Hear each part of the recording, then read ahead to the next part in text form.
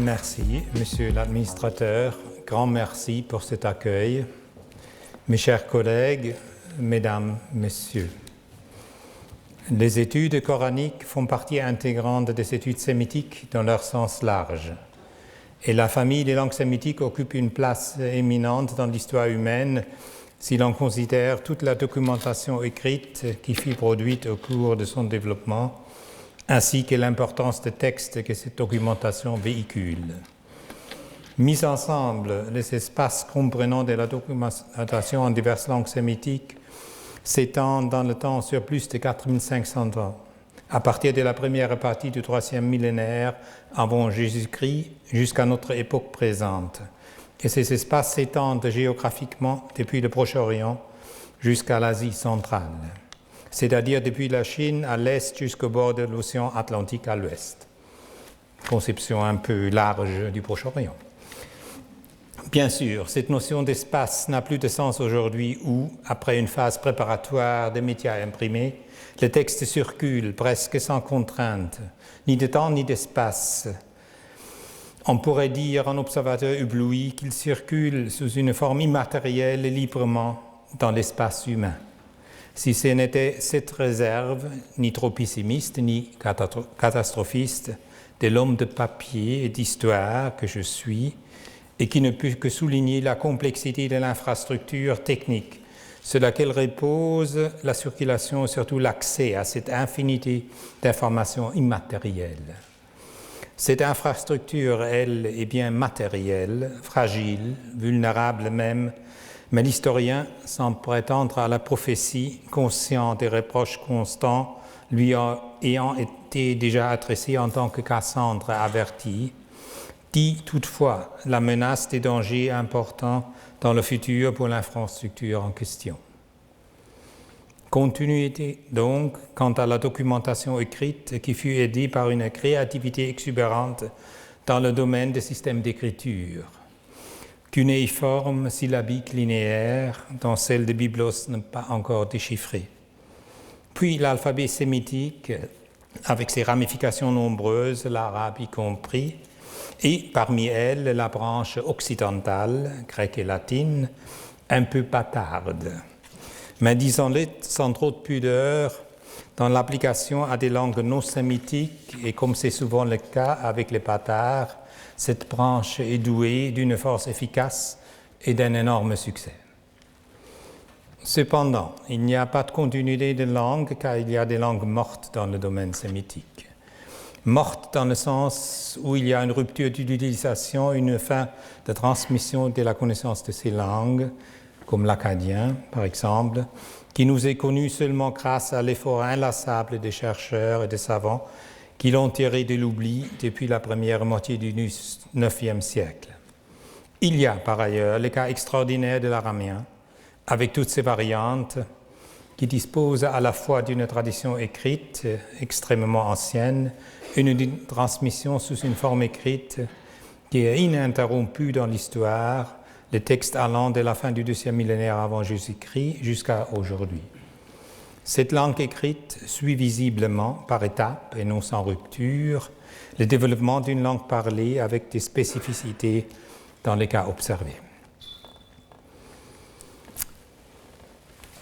Ceci est le cas aussi pour la branche éthiopienne des langues sémitiques, mais avec une moindre profondeur chronologique et beaucoup moins de textes que pour l'araméen. En laissant de côté le cas très particulier de l'hébreu, disons que ces deux branches du sémitique ont réussi à sortir du cercle, pour utiliser une expression récente d'un islamologue et savant en sciences religieuses français, à sortir du cercle en employant une métaphore. Tous les deux ont une langue sacrée, immuable et cultivée dans des cercles de religieux et d'érudits qui ont réussi à la mettre dans un sarcophage, je dirais, de cristal bien sûr, pour qu'elle soit visible dans leur beauté et leur splendeur. Mais l'existence d'une langue sacrée n'a pas empêché la création en continu d'une langue écrite qui est pratiquée et ressentie par le locuteur qui l'utilise comme étant proche de leur langue parlée. La situation qui vient d'être évoquée apparaît à nous, comme normal, à nous les modernes occidentaux, et à quelques exceptions près, mais ce n'est pas toujours la règle pour le champ sémitique. Ainsi, les sémites, appellation que je l'utilise ici dans le sens des peuples de culture qui s'expriment dans les langues sémitiques, ont-ils une propension exagérée à mettre en exergue des idées de continuité, d'identité et de vénération, s'agissant du moins du domaine de la culture et de la religion. Continuité et imitation, créative assurément et bien admise, mais sans changement de fond et de structure ni développement. C'est bien le principe qui mène à des résultats visibles et évidents. Ce sont des langues cultivées, vénérées, sacrées même, mais pétrifiées pour n'être plus que proches de la réalité et de l'activité qui les produisent. Ce sont des langues, je l'utilise, expression très forte, momifiées. Disons-le dès maintenant, la langue arabe classique, l'Arabiyat al-Fusha, et son premier corpus de textes, le Coran, duquel elle prétend dériver, les Corans, qu'elle tient comme un modèle linguistique pur, parfait, immuable, et que lui-même, le Coran, est vu comme une réalisation sublime, incomparable, inimitable ou inégalable. Voilà bien un cas extrême de langue sémitique, sacrée. Un observateur curieux, qu'il ait parti pris de sympathie ou bien qu'il soit froid ou indifférent, monsieur l'administrateur l'a bien dit, pour ne citer que de deux meilleurs cas, peut très bien en voir les conséquences de la situation des États des sociétés arabes actuelles. Il suffit de se référer pour cela au dernier rapport des Nations Unies sur le développement des ressources humaines dans le monde arabe. C'est là bien la langue arabe qui y joue. Dans le vaste domaine des études sémitiques, hormis l'arabe classique bien évidemment, qui reste la référence essentielle et fondamentale, bien que la Veritas Arabica soit ébranlée par les études comparées des langues sémitiques en tant que sémitisant, j'ai pratiqué longtemps l'éthiopien des langues sud-arabiques pré-islamiques et les textes épigraphiques du nord de la péninsule arabique. Et je dois, me semble-t-il, au public une explication sur mon retour à l'arabe en général, aux études coraniques en particulier. Il y a deux causes à cela. L'une endogène, l'autre exogène. Ces schémas étant vus dans la perspective personnelle de mes intérêts de recherche et de travail. Mettons l'endogène, qui est la plus plausible, la plus contraignante au premier plan. L'étude de la documentation épigraphique arabe pré-islamique, il n'y en a malheureusement pas d'autres que celle-ci, sauf quelques pétioles et bâtonnets en bois récemment découverts. Cette étude m'a conduit une fois, et sans pourtant avoir cessé depuis lors, à regarder les fragments et les manuscrits les plus anciens du Coran. En venant d'une inscription concernant un roi arabe pré-islamique, tout naturellement, je n'ai pas changé d'approche lorsque je me suis tourné vers un verset du Coran. Qu'est-ce que cela veut-il dire? Eh bien, tout d'abord, dans un moment de grâce ou de damnation, j'ai oublié tout ce que la tradition musulmane apporte à ces documents anciens. Les points diacritiques, les voyelles, la ponctuation, bref, j'ai envisagé la lecture du texte à partir de son squelette de consonnes nu et ambigu, comme s'il s'agissait d'une inscription ancienne. On ne peut pas tricher très facilement avec sa propre mémoire, et vite l'on retombe dans ce dont on se souvient et dans ce qu'on connaît. Aussi, le mécanisme mental de l'épigraphiste bricoleur et indépendant, une fois bien établi, a produit des doutes. Je ne dirai pas encore de résultats. À ces premiers pas tâtonnants s'ajoute la cause exogène qui est le développement extraordinaire et stimulant des études coraniques durant les 2 dernières décennies, auxquelles des cerveaux français ont beaucoup contribué. Il faut en premier lieu jeter un regard rapide sur l'état et le développement des études islamiques en Occident. Issues des études théologiques, notamment bibliques, elles se sont émancipées à la fin du XVIIIe siècle et au début du XIXe siècle comme disciplines indépendantes, surtout dans le secteur des études coraniques et payant un prix fort dont on ressent encore le poids aujourd'hui. Ils ont intégré un certain nombre de dogmes islamiques et ont accepté diverses assertions historiques et autres, comme si de braves chrétiens, après avoir sacrifié sur l'autel de la connaissance historique, la Bible tout entière, Ancien et Nouveau Testament, en utilisant pour cela le couteau de l'étude historico-critique, avaient perdu le courage et laissé autour du Coran tous les dogmes officiels intacts.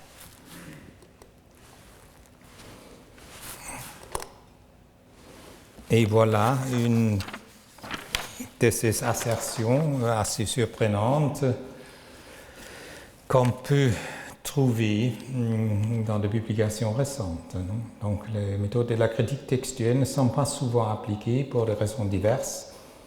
Et il y a un collègue éminent décédé récemment qui dit « On ne peut pas traiter le Coran comme les textes anciens grecs et latins transmis dans un nombre limité de manuscrits, comme s'il n'y avait pas la tradition orale, et j'ajoute ininterrompue et authentique, naturellement, et là un dogme. » Un des faits très surprenants des études islamiques est l'absence d'une édition historico-critique du Coran. Une telle entreprise avait pourtant débuté dans la première moitié du XIXe siècle. Au début du XXe siècle, la seconde édition de l'histoire du Coran de Nöldeke soulignait les progrès accomplis et tentait de résumer les résultats plutôt inégaux en ce domaine. Des projets majeurs qui avaient pour but de compléter la tâche n'ont jamais vu le jour. Des projets de sciences occidentales, je peux bien dire. Ainsi, le XXe siècle nous a laissé l'édition canonique du Caire, édition de Lasar, publiée pour la première fois dans les années 20, qui est utilisée en fait comme base du travail scientifique sur le Coran. C'est à peu de choses près, comme si les études bibliques reposaient sur la Vulgate de Jérôme ou la Vetus Latina comme le texte fondamental. Si quelqu'un, habité par un tel état d'esprit épigraphique, se tourne à nouveau vers le premier manuscrit des textes coraniques, il ne peut que s'interroger au sujet de l'exactitude des lectures canoniques. L'épigraphiste sera naturellement tenté de lire ces manuscrits dans le style Hijazi, avant le Koufi, ou bien Ma'il, avec une méthode critique similaire pour aboutir à une lecture cohérente, plausible et non contradictoire. Mais en recherchant de telles lectures, il commencera inévitablement à ressentir un certain malaise. Les lectures canoniques et leurs variantes, telles qu'elles sont attestées par exemple dans la littérature musulmane de Qira'at, des lectures variantes du Coran, ne reproduisent, ne représentent pas en réalité la rivalité entre les versions concurrentes d'une tradition orale, mais plutôt le travail, disons, des philologues et des épigraphistes de l'époque, sur un rasem dont écriture plurivalente des consonnes, peut-être sans tout le bagage scientifique des temps modernes, je veux dire les commentateurs musulmans du Moyen-Âge, mais avec plus de fantaisie et d'intuition. Donc vous voyez bien, j'ai osé de citer Saint-Augustin, je crois l'écrit parce que je crois l'Église, je crois la version canonique parce que je crois la tradition orale, quelle que ce soit. Parvenu à ce point, le représentant d'une science positive et séculière pourrait céder à la tentation et s'embarquer dans une expérimentation intellectuelle. Il y a en fait deux projets qui font avancer la connaissance des versions coraniques anciennes, la recherche sur le fragment de Sanaa, quelques 16 000, le fragment le plus ancien du Coran, découvert il y a quelques 30 ans dans la grande mosquée de Sanaa. Une équipe de scientifiques tunisiens, les fragments ne sont pas encore étudiés ni facsimilés, a récemment repris la tâche d'étudier ces textes. Et il suffit d'ajouter, le chef de l'équipe a dû émigrer il y a un an à Londres, d'une manière très abrupte. À ce qu'il semble,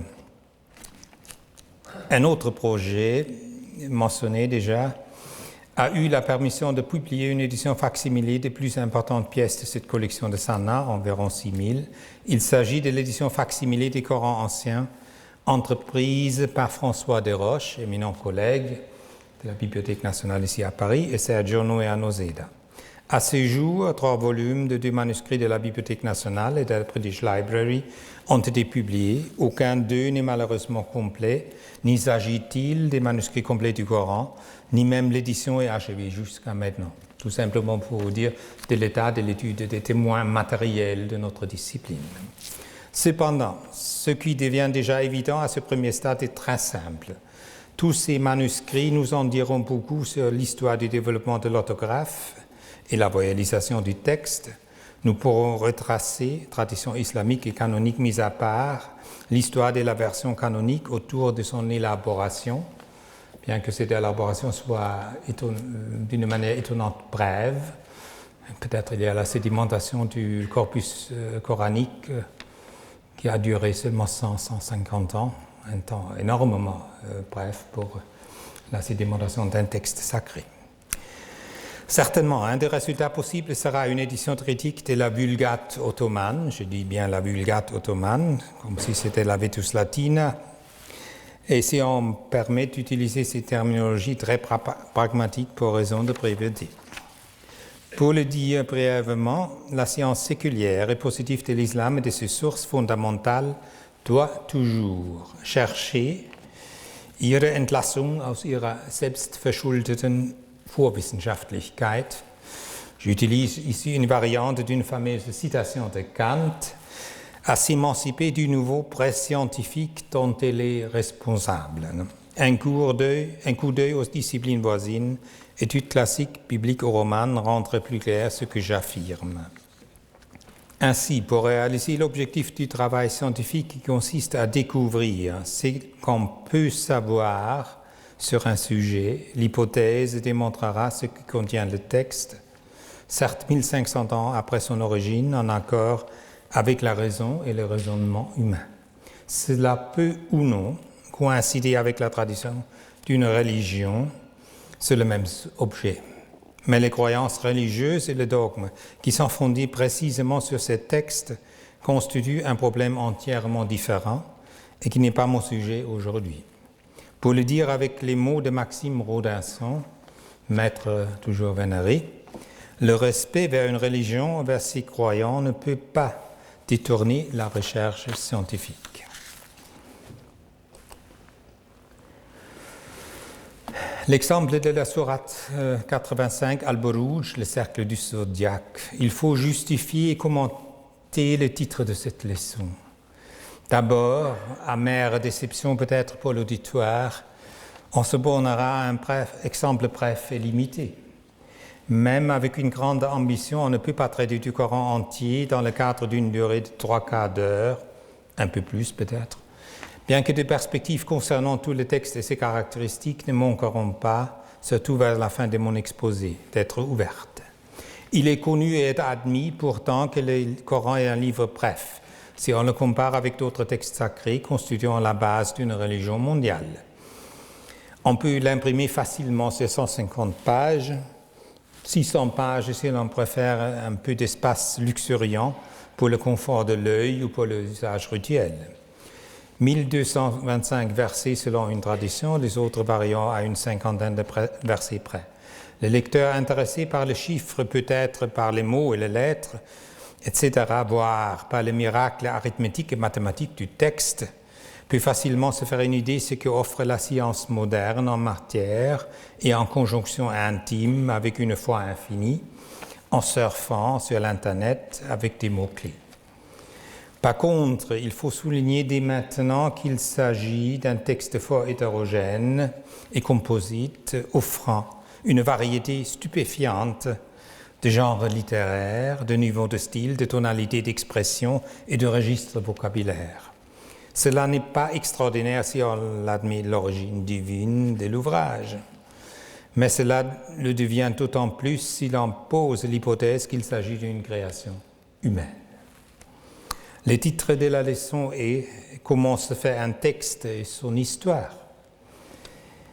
Formulation ultra sèche comme la poussière, ainsi me l'a reproché mon vieux mentor intellectuel en recevant l'invitation. Tu ne te sauveras jamais de la sécheresse de la philologie. Effectivement, la formule a autant de charme que le titre d'un mode d'emploi ou d'une directive technique.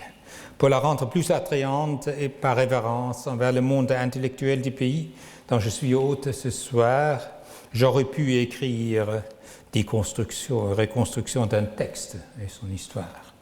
Mais qu'importe, ce qui compte, c'est de réussir durant les prochaines minutes à ouvrir pour le public et l'auditoire la fenêtre d'un atelier, de l'atelier d'un bricoleur ou un bricoleur intellectuel prend en main, pour ainsi dire, une belle pièce composée de mots, non sans avoir au préalable vu et apprécié l'esprit et, selon son degré de sensibilité, la beauté de la construction actuelle, du double point de vue de sa forme et de son contenu. Il la prend dans ses mains une deuxième fois, cherche les charnières et les jointures, examine les parties taillées et collées, les décompose, puis en partant de là, essaye de refaire un autre ensemble. D'où lui vient cette idée? Quel plan et quelles règles suit-il dans son entreprise? Il cherchera à l'expliquer par des exemples.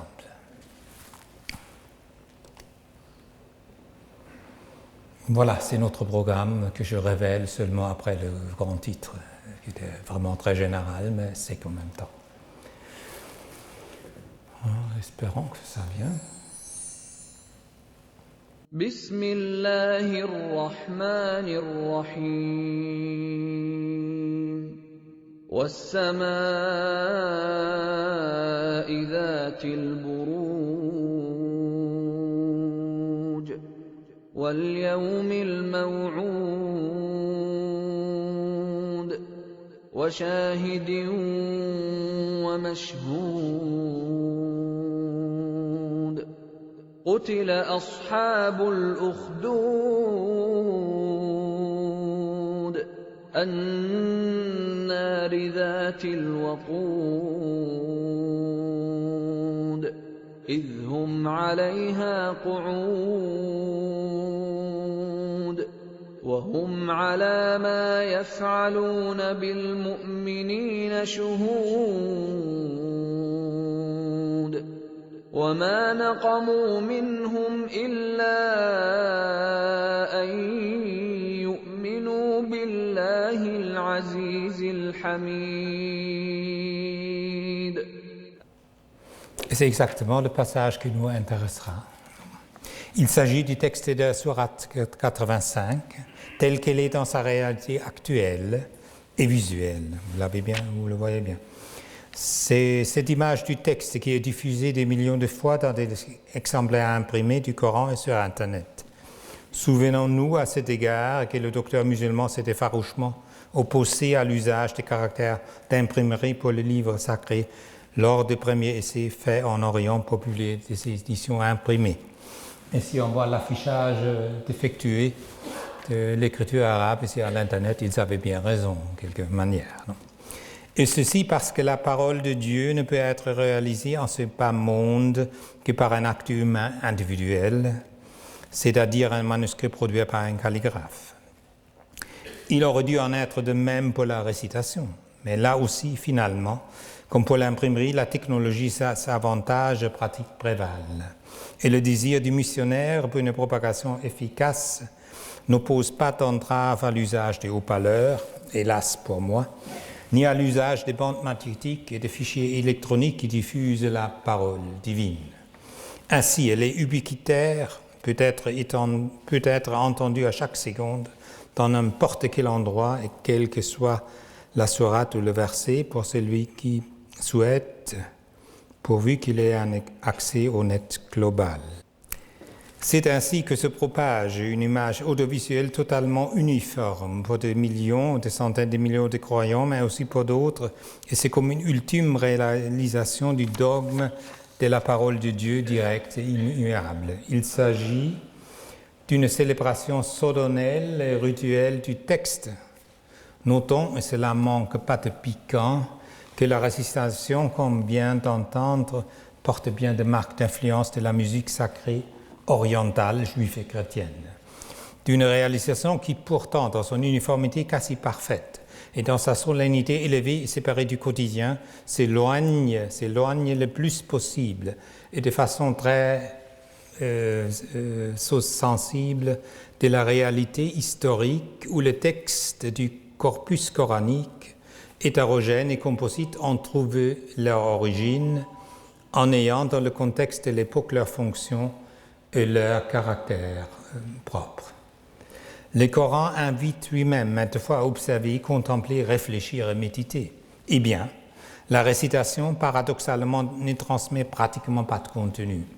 Souvent même, le texte, outre sa difficulté linguistique, n'est guère compréhensible objectivement et sa récitation suscite et évoque des sentiments, laissant n'importe quoi d'autre aux mains à la volonté des manipulateurs.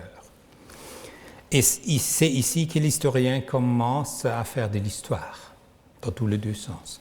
C'est là qu'il voit sa tâche remonter à cette parole du passé qu'il cherche à se faire entendre et, dans la mesure où cela est possible, à la raison humaine, qui est relative et limitée, à se faire comprendre.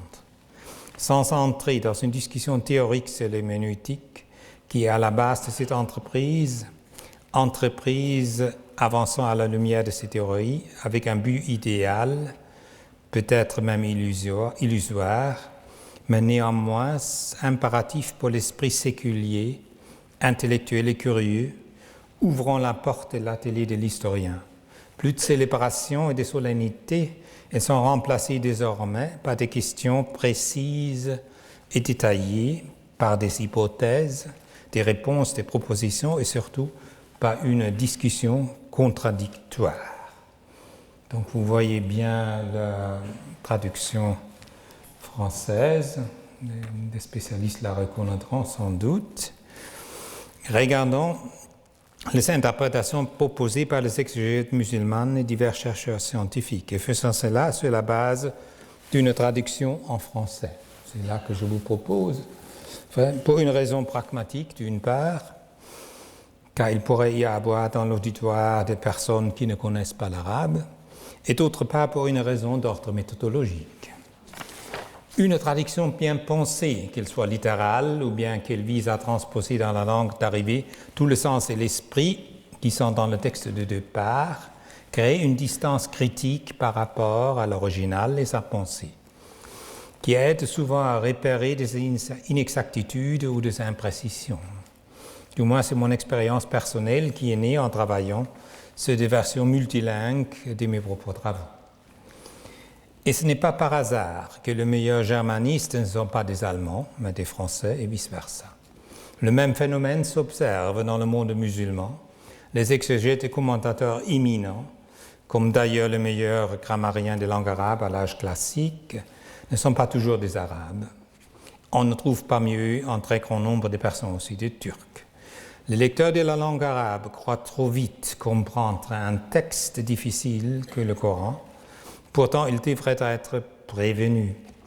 Ni sa langue maternelle, une langue arabe parlée, n'est identique à l'arabe écrit, ni encore moins cet arabe écrit est standardisé, n'est identique à la langue du Coran.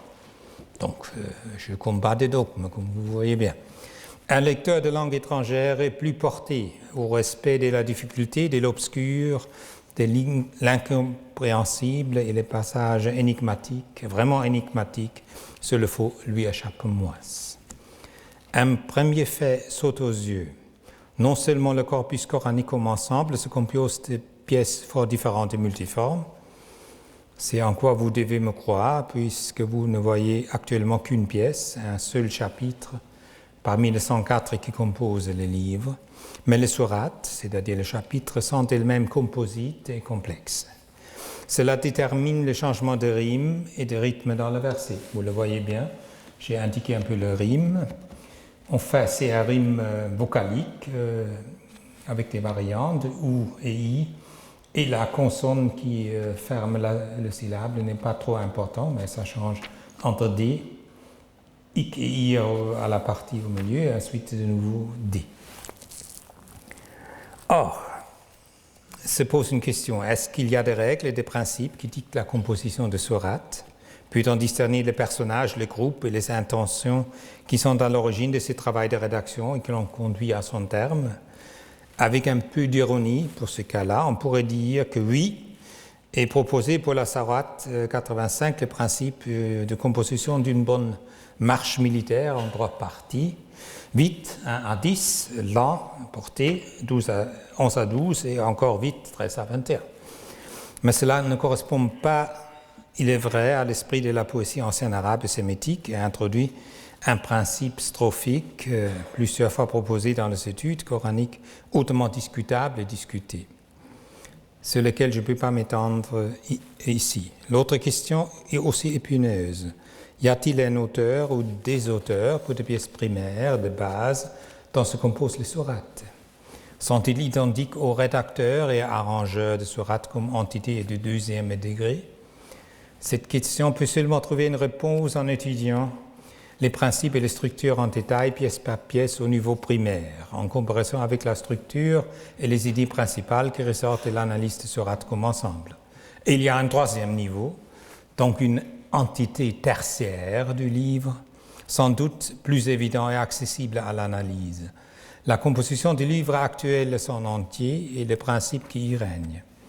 Les 114 chapitres sont ordonnés selon leur longueur, à peu d'exceptions près.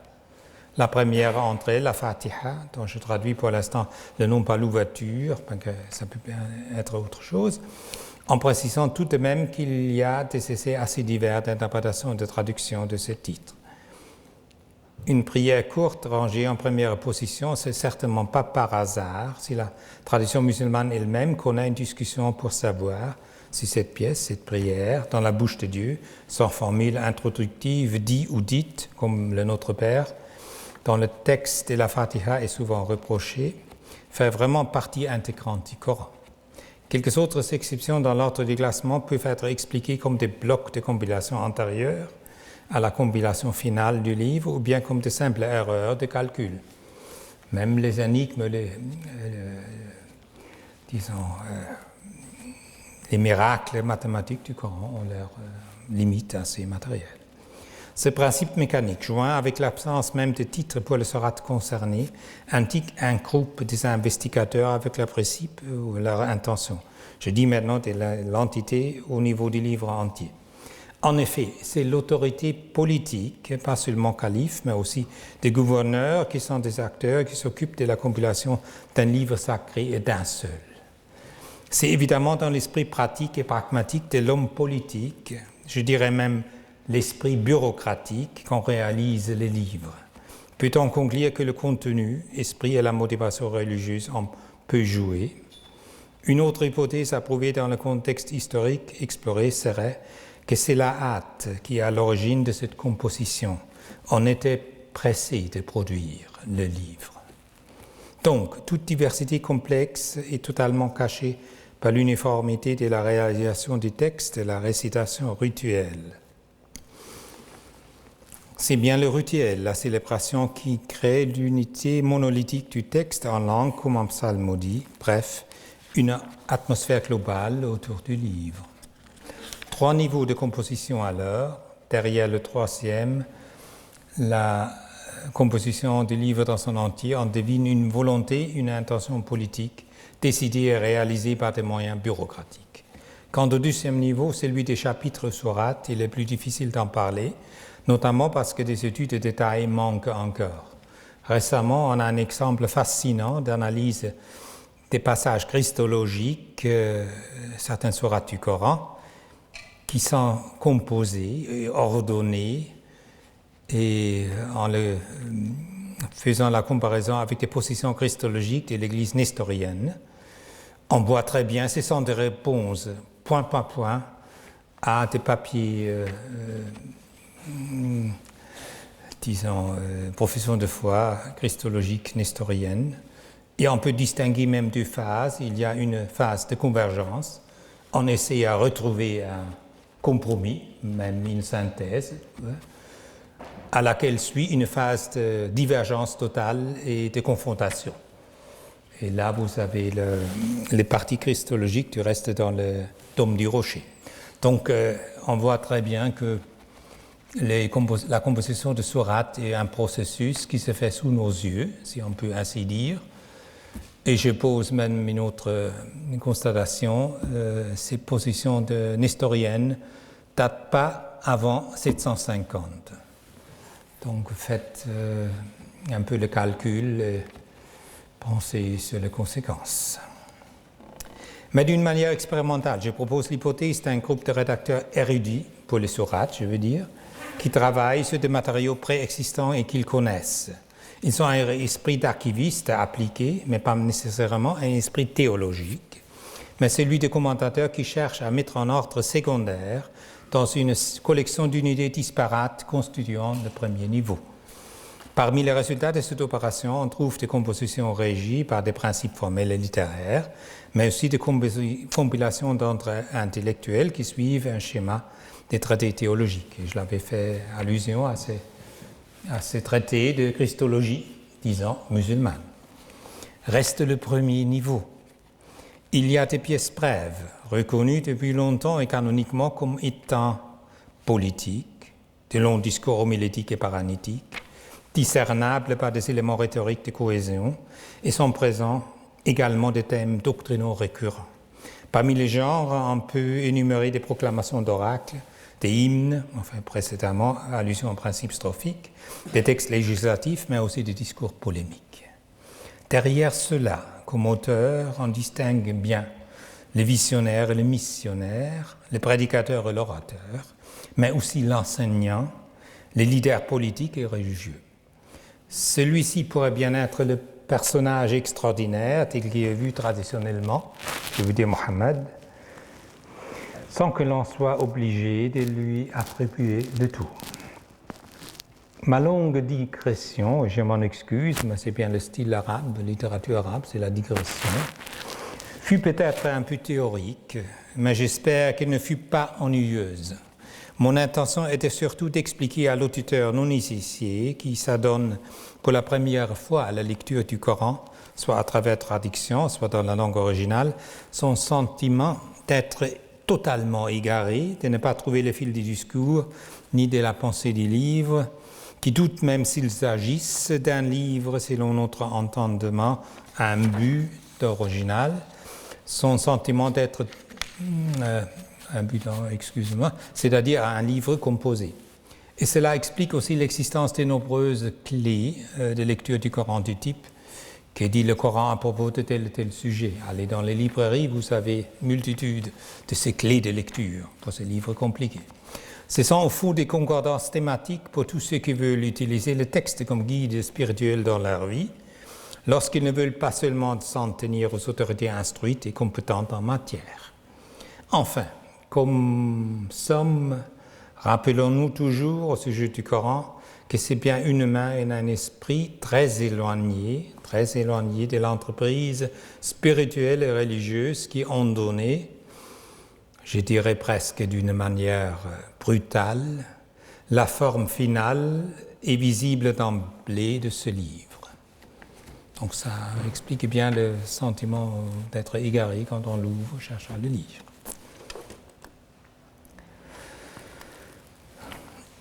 Le type de divergence d'interprétation et de traduction conséquente se résume en 3 points. Et là, j'ai bien mis le passage qu'on a entendu réciter, comme s'il s'agissait d'un travail d'étudiant et un contrôle continu du professeur. Donc, un peu une manière très,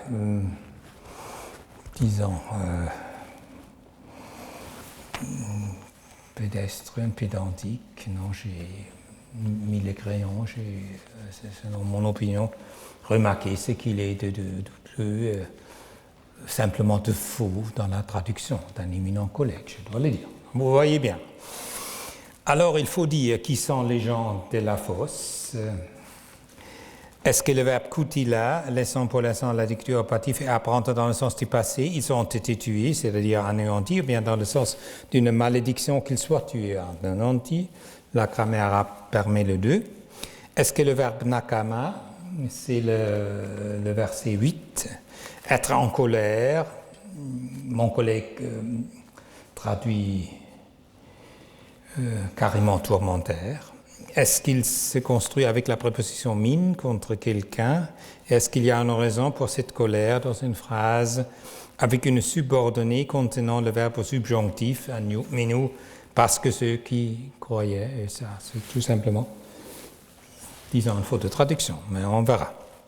Il y a d'autres points mineurs qui seront abordés au passage lors du traitement de ces 3 points principaux. L'ensemble des questions soulevées, et je m'excuse dès maintenant de leur caractère, leur nature proche, sinon identique, au quisquilia philologica, conduira bien autour de leur traitement à une déconstruction du texte à laquelle, on l'espère, succédera une construction.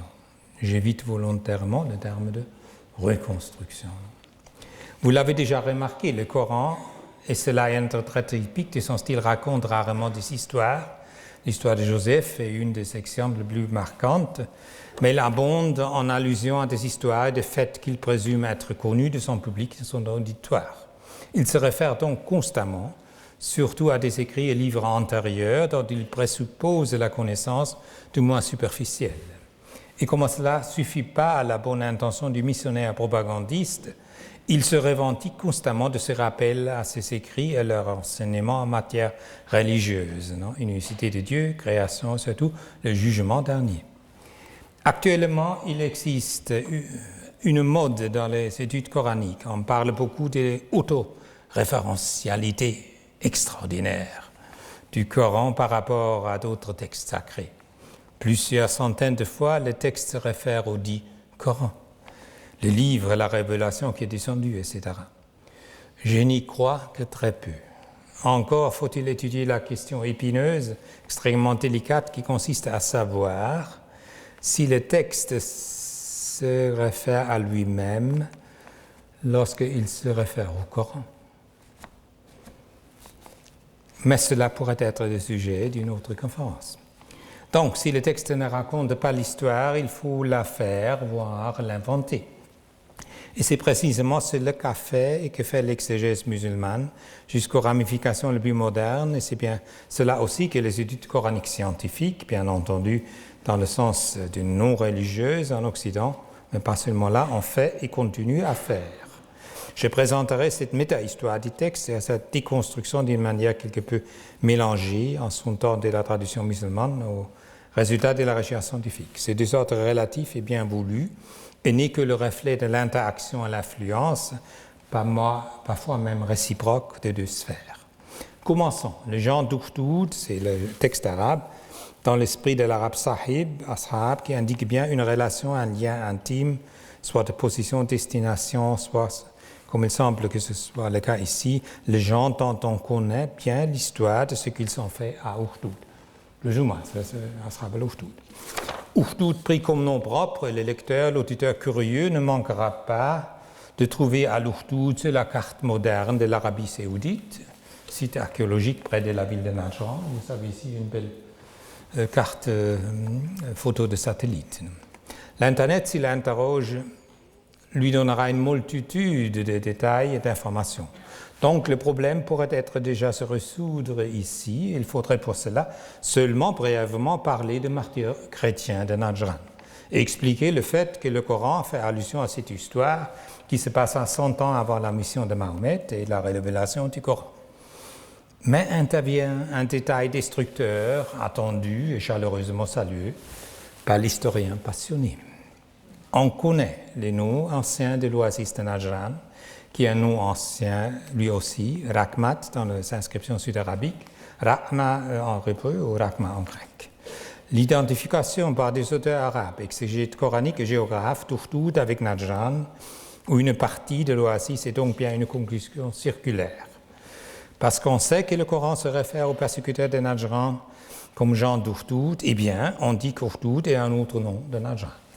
Du reste, je dois avouer ne pas savoir quand et par qui le nom d'Ukhdoud a été appliqué en réalité à la localité de Najran actuelle, en Arabie saoudite.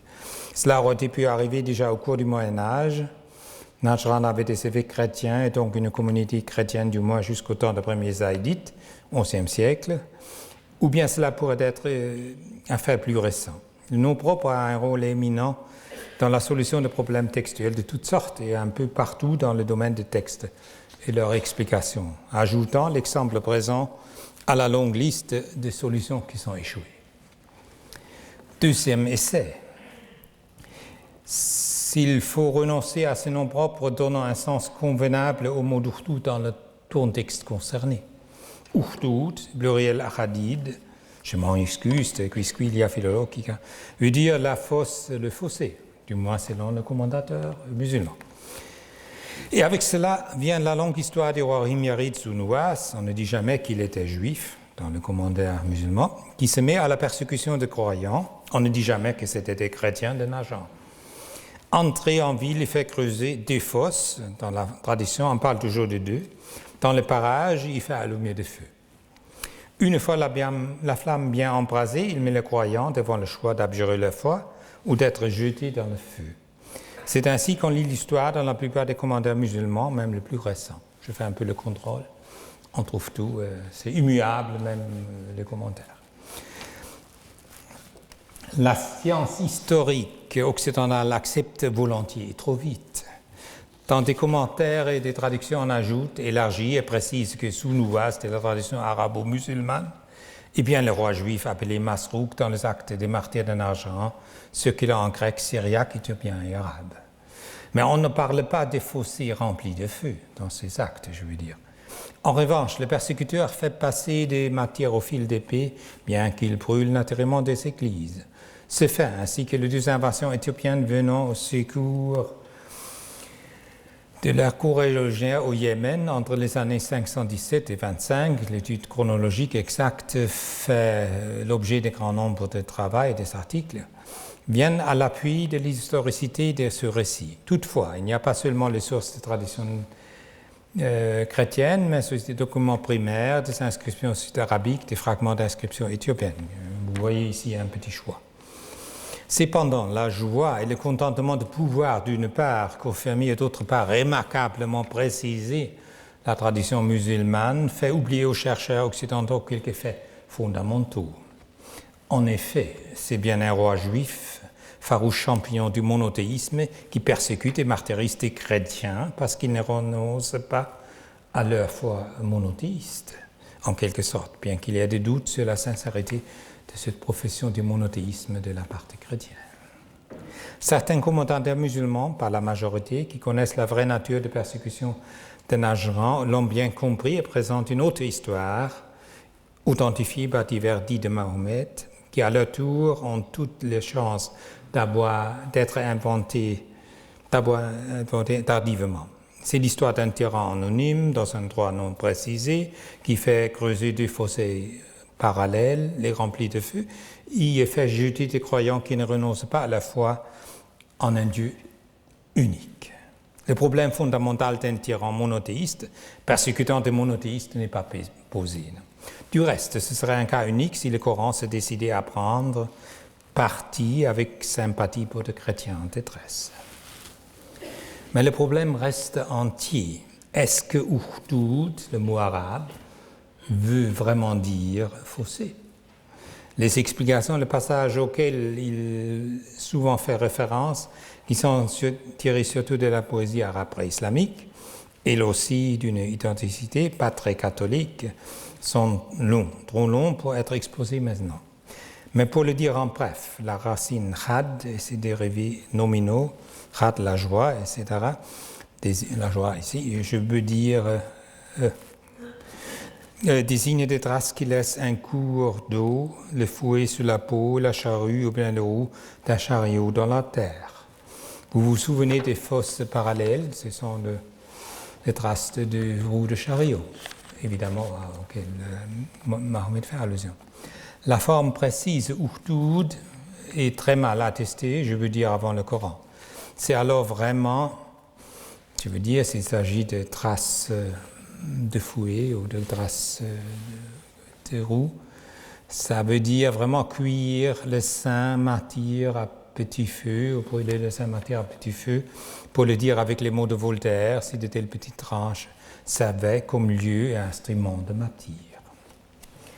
Laissons l'affaire en instance pour le moment et faisons un saut vers la deuxième question dont la solution, on le verra, peut être décisive aussi pour la première. Est-ce que le verbe kutila, on l'a dit, exprime le passé, un fait accompli, ou plutôt un souhait, bien indicatif, une malédiction? Ce problème-ci nous ramène, et j'espère que cela ne sera pas une loupe à l'infini, il y a le danger quand même, tout au début de la sourate. Les serments ou, pour mieux dire, les formules d'affirmation. Les serments dans le Coran. Ils ont donné naissance à toute une littérature exégétique et ont même créé le type de verset où Dieu jure par lui-même. Autoréférentialité, vous voyez bien la loupe à l'infini. C'est l'aboutissement logique et inévitable du dogme qui dit que les paroles du Coran sont la parole divine directe. Cela a comme conséquence aussi que Dieu parle de lui à la première personne du singulier, à la première personne du pluriel, à la troisième personne. S'il n'y a pas de formule introductive comme cool, dit ou similaire à cela, invitant son messager à transmettre, il faut interpréter le texte tel quel comme parole divine ou recourir au takdir, c'est-à-dire présupposer une telle formule, même si celle-ci ne figure pas dans le texte transmis. Cela change toute la perspective et la situation communicative dans laquelle il faut situer les divers genres textuels du corpus coranique. Oraison, polémique, récit historique. Il y a une grande différence. Si on interprète le texte comme étant une attaque débridée de colère d'un prédicateur désespéré s'adressant à ses adversaires, ou bien comme parole directe.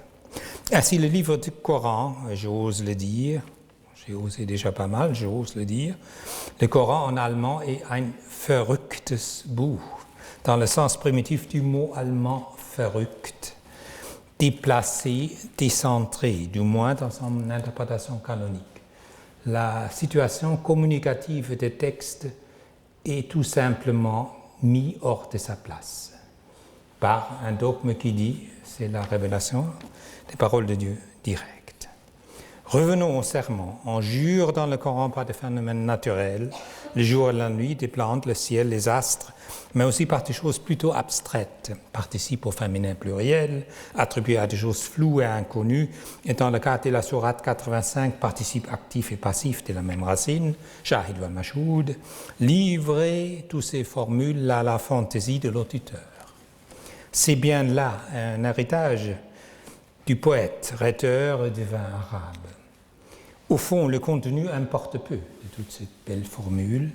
C'est le bruit de la sonnette agitée par la main de l'orateur qui, avec des grands mots souvent énigmatiques, pas très compréhensibles, veut attirer l'attention de son public avant qu'il commence son vrai discours.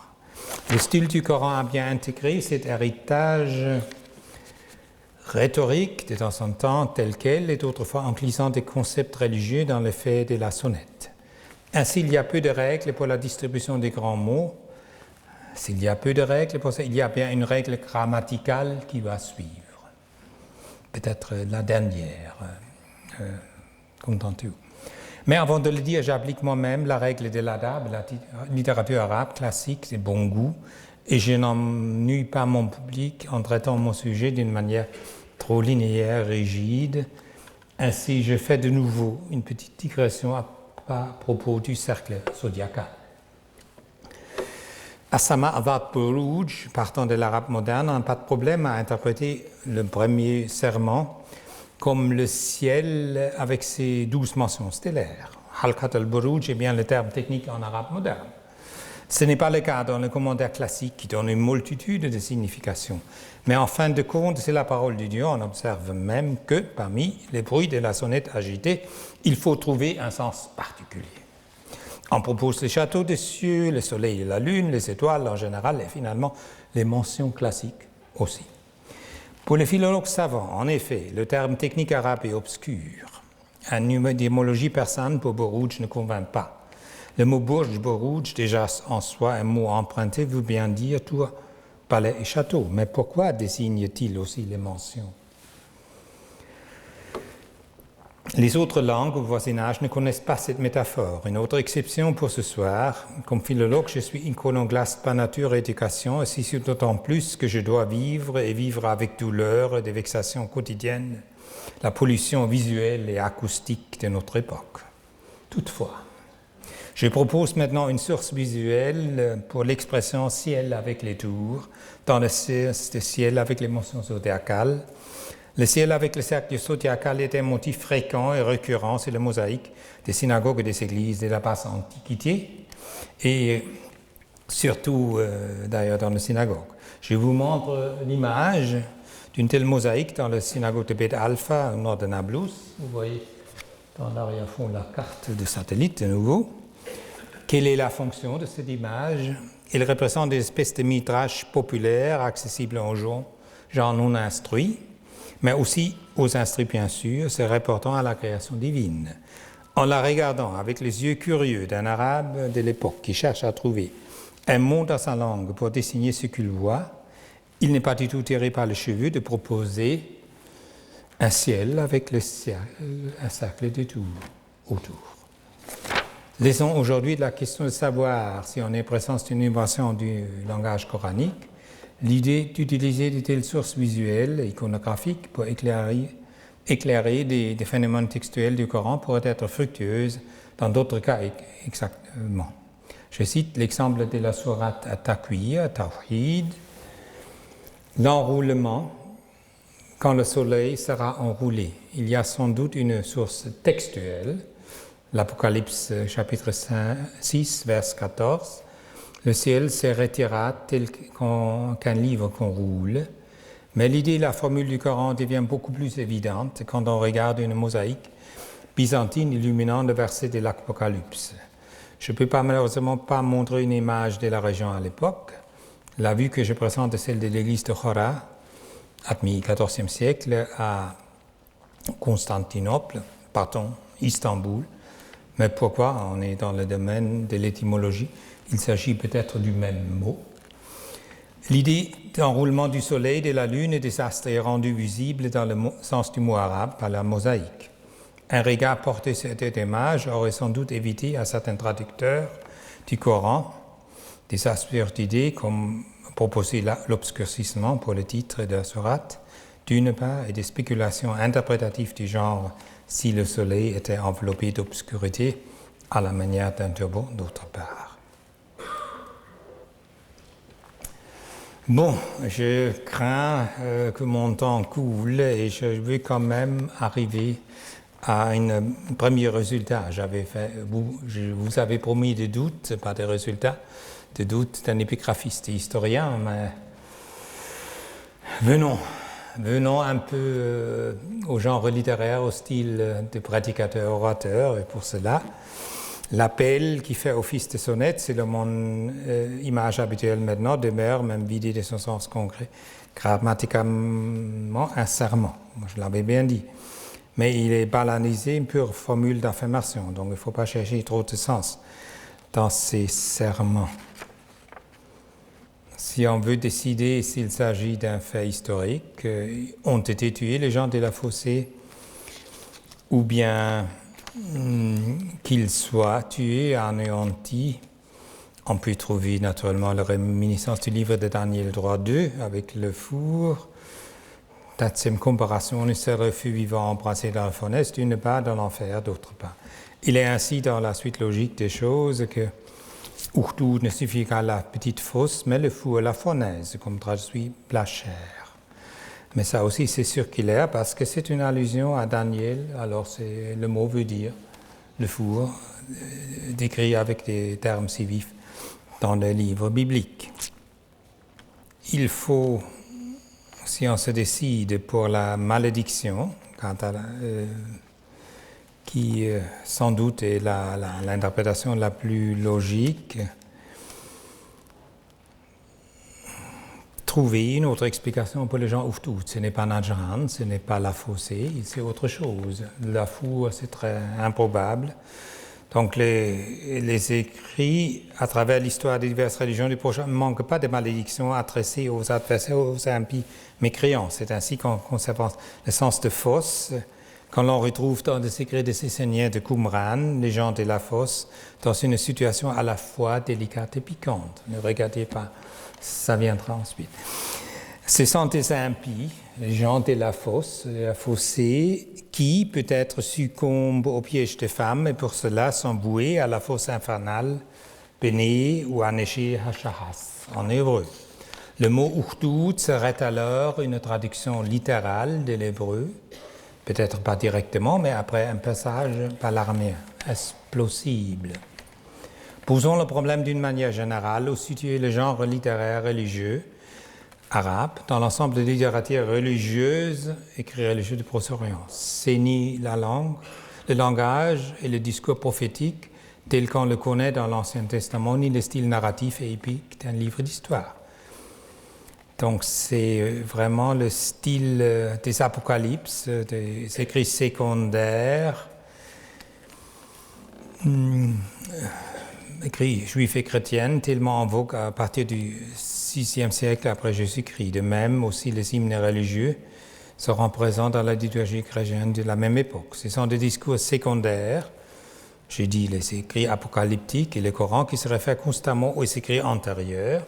Autre caractéristique, en font une nouvelle synthèse, une nouvelle interprétation dans le but d'appuyer et de prouver la bonne cause d'une communauté, au détriment de toutes les autres, et cela notamment dans les descriptions apocalyptiques très frappantes. Voilà bien l'instrument favori pour retourner le cœur et les esprits des auditeurs, l'esprit des menaces et de discipline aussi, des promesses et d'édification, instrument de propagande et instruction à la fois. Reste alors toujours le problème, Ukhdud ne rend pas vraiment l'idée d'une fosse grande et profonde, n'aurait-on pas plus attendu Khandak en arabe. Les réflexions sur le genre littéraire religieux du texte et sur les auteurs présumés d'une telle littérature peuvent produire un argument qui me semble apte à permettre de concevoir une autre solution. Maintenant, j'espère d'y arriver. Les orateurs et prédicateurs du même genre aiment à orner leur langage, soit par écrit, soit à l'oral, par des mots savants, des mots prestigieux, mieux encore en recourant à une langue étrangère de prestige. C'est ainsi que les prédicateurs en Occident insèrent dans leur discours des mots ou des expressions latines pour les traduire ou les paraphraser à l'intention du public. J'arrive maintenant à l'image. À l'intention d'un public, hélas, impressionné, qui ne comprend pas d'emblée. Je m'excuse de prendre un exemple qui est en plus une caricature de littérature allemande, Friedrich Schiller, le comte de Wallenstein, et précisément le serment du moine capucin, agité et fâché. Vous voyez la version allemande et la version française, et bien, à travers la distance chronologique et géographique et la divergence de culture et de religion, on retrouve la même astuce, le même artifice rhétorique. Plus, il me semble, ça a des rigueurs pour un orator in rebus divinis doctus peridusque, un orateur qui se veut cultiver en matière. Le texte du Coran ne manque pas d'exemples, bien qu'il ne soit pas toujours identifié. Regardons sous cet angle de nouveau le verset 4 et 5. Qu'ils soient tués, les hommes du four, feu sans cesse alimenté. Quelle est la fonction entre les deux parties? Les hommes du four, feu sans cesse alimenté, et rien que la traduction française ou allemande du mot inconnu, savant, prestigieux, latin de l'orateur. Donc Ukhdud et son origine, son sens est à retrouver, pas dans l'arabe directement, peut-être dans une variante régionale dialectale qu'on n'est pas, mais peut-être si on est déjà dans la sphère religieuse, dans une langue de prestige de l'époque, et là on est invité à regarder dans le dictionnaire araméen, tout court, soit chrétien, soit juif, mondéen. Je n'ai pas encore la racine, la forme précise, mais la racine Gedat en araméen donne bien le sens de lever, s'élever, la fumée et la flamme embrasée. Donc Ukhdud, Ukduda, comme tant de mots étrangers de ce type en arabe, Ustura, Ustoul, Unbub, suit bien l'exemple pourrait être interprété tout simplement comme terme araméen, en changeant un petit point diacritique. Ça me sera permis, comme historien et épigraphiste séculier, de m'écarter un peu de la lecture canonique du racine coranique, dont je propose Ujdud, Gedoda, dans le sens araméen, la femme embrasée qui se lève, et je comprends ce qui suit entre traits en arabe comme paraphrase ou traduction du terme, c'est le feu sans cesse alimenté. Je suis désolé de devoir sauter tous ces discours, mais ça me servira pour le cours à venir, expliquer le Coran comme document linguistique avec un certain programme et certaines hypothèses. Et je veux tout simplement arriver à la conclusion que je ne veux, comme il s'agit d'un peu de lyrisme, je ne veux pas vous priver de mes réflexions et essais en prose lyrique. Et d'abord, je vous propose, après tant d'explications que je n'ai pas pu présenter ici, ma traduction nouvelle, si vous avez en tête encore celle qu'on avait présentée, par le ciel avec son cercle de zodiaque qui paraît être des tours, par le jour du dernier jugement promis, par le témoignage absolu et complet, Shahid al-Mashhoud, ces formules per merismum aussi, on peut le comprendre ainsi. Qu'il soit maudit le genre de la flamma fracrans, j'ai mis en cursive le mot savant, étranger, le prestige religieux, le feu de l'enfer qui n'embarquera jamais d'alimentation, tandis qu'ils resteront dedans, ils ne sont pas assis commodement, ce sont quand même des gens condamnés à l'enfer. Ka'ada, le mot arabe s'asseoir, est pris comme verbe grammaticalisé tout simplement, c'est la durée, c'est le complément de Khalidina Fiya, ils y resteront éternellement, c'est Vahum alayha qu'ud. Donc, pas trop à s'imaginer des persécuteurs qui s'assoient commodement à voir le tourment de leurs victimes, en donnant témoignage, représenté par le tourment de la peine éternelle qui sera infligé pour ceux qu'ils font maintenant avec les chrétiens, donc même l'usage des temps colle parfaitement avec les récits coraniques. Et le verset 8, ceux-ci, les croyants, changement d'acteur, ce n'est pas le ce sont les croyants qui leur ont harcelé, je l'ai bien mis en cursive, rien d'autre que de croire en Dieu le puissant. Donc la scène change complètement, ce ne sont pas les persécuteurs qui tourmentèrent les pauvres victimes chrétiennes au lieu le verbe arabe nakama et un faux ami tiré de l'araméen où on trouve teva, qui a un range sémantique énorme de demander, suivre, comme l'arabe, mais aussi de harceler, de punir quelqu'un et de venger. Donc il y a, j'ose presque dire, une faute de traduction. Une fois trouvé nakama comme complément pour le verbe araméen teva, on traduit mécaniquement, toujours avec les mêmes mots en arabe, même si le champ sémantique en arabe est totalement différent. Donc c'est ainsi que j'arrive avec les croyants. En fait, ne leur ont rien demandé, en dire un bon arabe, d'autre que de croire en Dieu. Et maintenant, j'ai promis un peu le lyrisme final. Vous êtes bien fatigués, mais je vais le dire quand même.